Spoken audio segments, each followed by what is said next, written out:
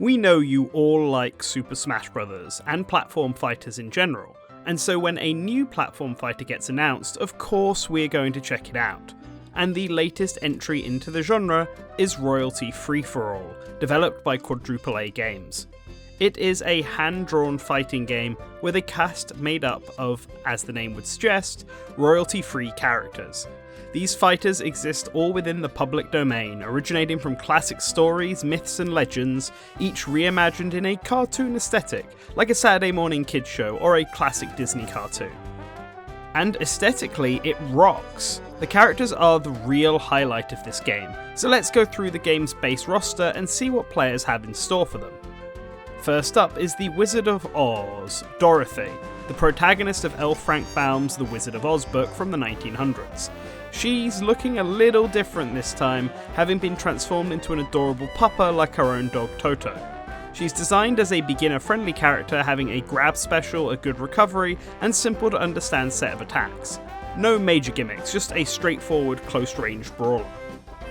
Next up is the Demon Barber Pole Sweeney Todd, the main character and villain in The String of Pearls by James Malcolm Rymer and Thomas Peckett Prest, and was originally printed in 1846.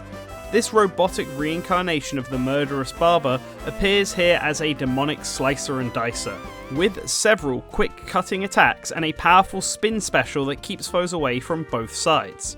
Sweeney is a little speedier and floatier than Dorothy, with a couple more complex moves in his arsenal, like this flying sonar attack that really leans into his crazy gothic vibe.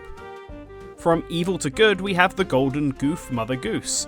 We don't know exactly when Mother Goose first originated, but it's thought to date back to the 17th century, and since then she has become a mainstay of children's nursery rhymes. Fitting her child-centric origins, Mother Goose is a very silly and emotive fighter with a strong focus on rapid jabs and aerial combat. She introduces us to our first projectile attack, a feathery arrow, and instead of a recovery attack, she can instead jump up to 5 times consecutively. The Soil Princess Lilith is by far our oldest rep on the roster, originating in the Hebrew Bible, specifically the Book of Isaiah. While there are many interpretations of the character, the most common fact about her is that she was Adam's original wife before Eve, created at the same time and in the same manner as him, out of Earth. This and the Garden of Eden make up the basis of her design, giving her bullet seeds, a tether vine grab, and rooty drop kick. She has one of the more unique gimmicks among the cast, with her fruit special, where she can toss fruit at several different angles that can be then knocked about or left on the field as hazards for other players, or they can be picked up to restore her health. The King of Hearts, Lancelot, is up next, and this narcissistic pretty boy can't help but flex his muscular physique and show off with his powerful attacks. Based on the knight of the same name, famously known through the legends of King Arthur, Lancelot is a fairly straightforward power-type character, punching opponents into the ground and striking the earth in a manner very similar to Fire Emblem's Ike. With a decent recovery to boot, I can see Lancelot being quite the high-tier fighter and a good one for newcomers, much in the way Ike himself was in Brawl. Our next character is a bit more complicated, the Little Mermaid Nessie. Her inspiration seemingly comes from both her name and epithet, the former being the popular Scottish cryptid found in the foggy lake of Loch Ness, and the latter a Danish fairy tale by Hans Christian Andersen, published in 1837. This baby sea monster has long-ranged electrical grab attacks that require good positioning and some basic attacks with her tail, but the main gimmick comes from her bubble-based specials. Her standard special allows her to blow a bubble that can act as a temporary platform, as well as trap opponents who get too close, while her recovery sees her blow up and blast off with the bubble she rides on, being able to aim herself in any direction before takeoff. The Bad Seed, Oliver Twist, is next up. While the character's name comes from the 1837 Charles Dickens novel of the same name, his appearance and moveset is very heavily inspired by the older English fairy tale Jack and the Beanstalk, specifically the bean part. This goofy little olive of a fella has one of the more effective yet gimmicky movesets on the roster. In addition to having both a close range and projectile attack, Oliver Twist can dive into the ground and grow a beanstalk, grab opponents that end up above him, and dive towards the magic bean in one of the more effective recovery options. this walking olive has the potential to be one of the best characters on the roster, in my opinion. Along with our final entry, the Smiling Lady Sakura. This speedster might be our most contemporary character, tracing her origins back to Japan's yokai myths, specifically the Kuchisaki Onna, which only became well known in 1978. Known for her ear-to-ear grin and the scissors she uses to slice up her victims, Royalty Free For All turned her into a ghostly Meta Knight, boasting high speeds and a teleporting sneak attack special. She also has the only non-damaging recovery in the game, so far. Also, as I was editing this video, Royalty Free For All announced a new character in Piglet from the Winnie the Pooh series. As if existing to contradict what I just said, Piglet also comes with a recovery that doesn't hurt anyone, and actually has a few unique things about him, such as a standard heavy attack that has variation and randomness to it, with Piglet swinging some large object of varying sizes and weight that all deal a different amount of damage. Plus he has a dash attack, something no other character in the game currently has. This actually means Piglet has the most moveset variety of the entire cast, which is kinda wild and might explain why he was added later on. Do know though, that because he was added later, I didn't factor him in at all to the rest of this video. Something to keep in mind when I start talking about the gameplay in a few minutes. The design for each of these characters is incredibly well done, managing to be cohesive while also distinctive. Their looks and personalities manage to properly incorporate the well-known parts of their stories in a natural way, making them instantly recognisable to anyone who had a passing knowledge about the source material. Each fighter also has a large variety of alt colours, including some with obvious references, like this Link-looking Lancelot, so it would be very surprising if there was not an option for everyone. From a gameplay perspective, each one of these characters plays distinctly from one another, managing to have a strong balance of straightforward fighters and more complex but rewarding combatants that just add to the spice of life that platform fighters need. Alongside its cast of public domain figures are a large supply of public domain areas, including Old MacDonald's Farm, El Dorado, and the 100 Acre Woods. The team are going beyond the 8 stories chosen for its characters and are fully embracing its royalty-free origins, with stages based on Greek myth, Little Shop of Horrors, and the real-world occult locations like Stonehenge and the Loch Ness. Aesthetically and presentation-wise, the game is fantastic, and all the complaints I could have for it can easily be chalked up to it still being in development. No announcer voices, a very basic victory screen, no icons to keep track of your character in multiplayer, all things that can, and likely will, be added as the game continues its development. The one thing that I really hope does get fixed is the game's frame rate. You might have seen some of my footage has had a rocky frame rate while other footage doesn't. That's because I discovered a performance mode toggle halfway through recording, which greatly improved the gameplay feel. While this is easily chalked up to my own PC specs, I do have a proper gaming PC that has no issue running big AAA titles like Tekken 8 at maximum performance. So there shouldn't really be any slowdown or frame drops in a game like Royalty Free For All, which is aiming to appeal to both casual and competitive markets, especially for the former. There will be plenty of casual players out there with weaker PCs than mine. Before I move on to talk about the gameplay, I do also want to talk about the stages a bit more, as while there is a good amount of them with several stage layouts, they do all feel a little basic in my opinion. The only hazards that ever appear are breakable walls and platforms in some levels.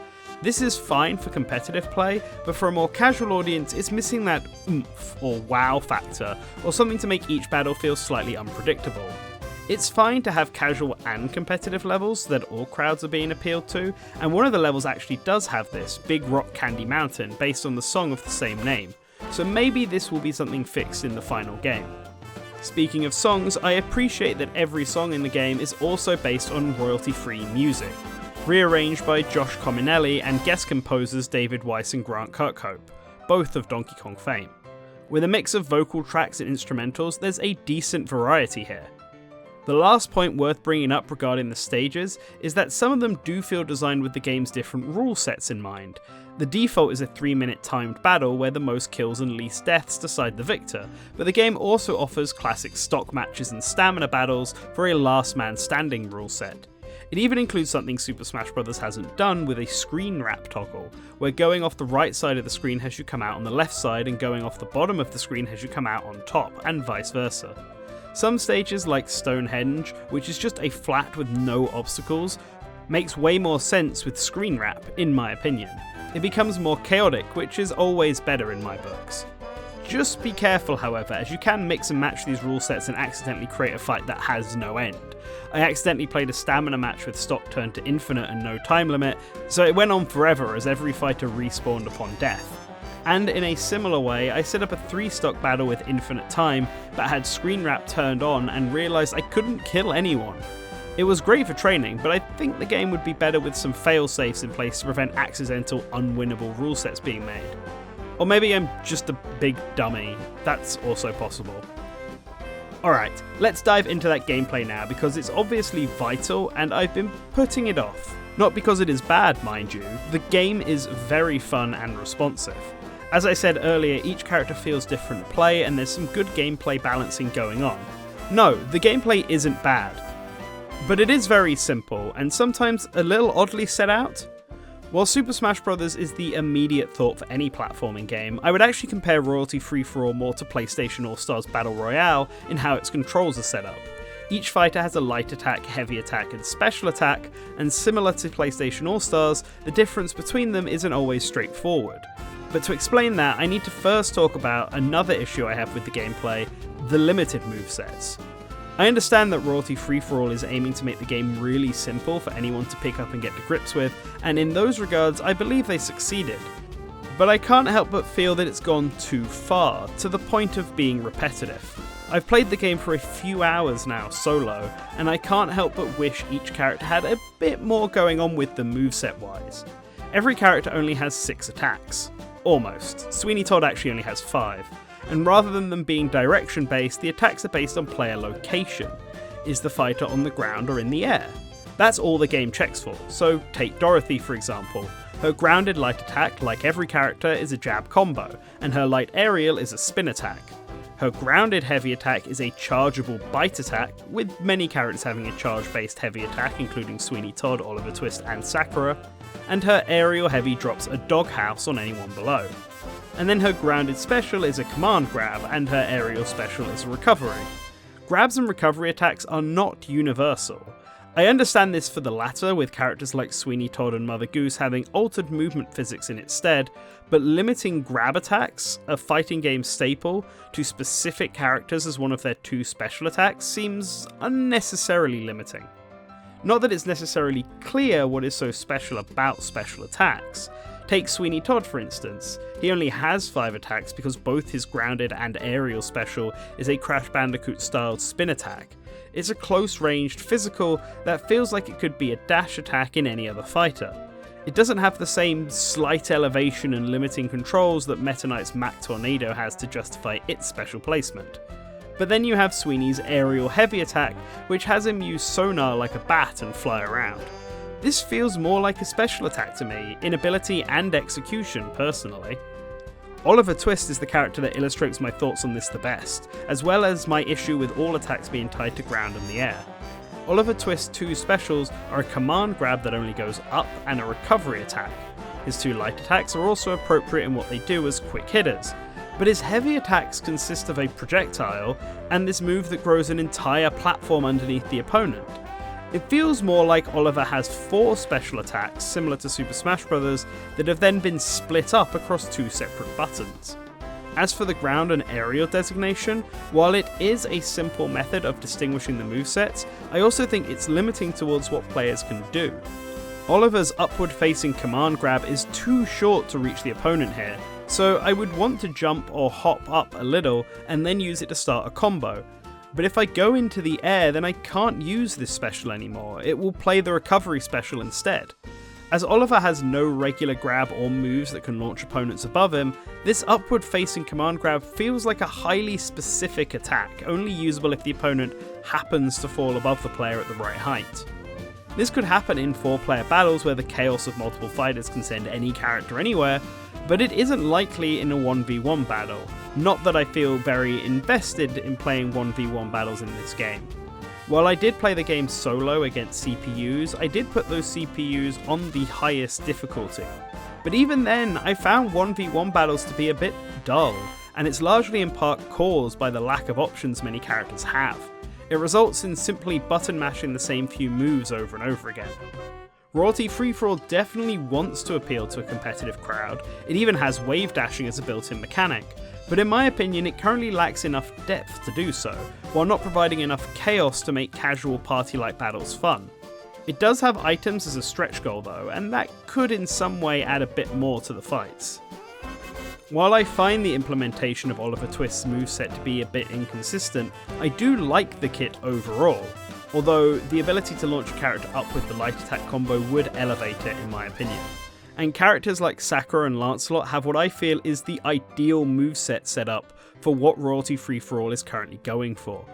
Both of their specials feel appropriately special, while their heavy attacks feel like natural evolutions of their light attacks, with a good sense of impact.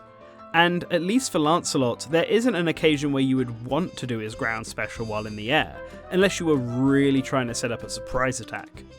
Royalty Free-For-All is still in active development, and this puts me in a unique position for this indie highlight, as it allows me to not only put a spotlight on a game that I think deserves it, but also provide actual feedback directly to the developers on how they can make the game better.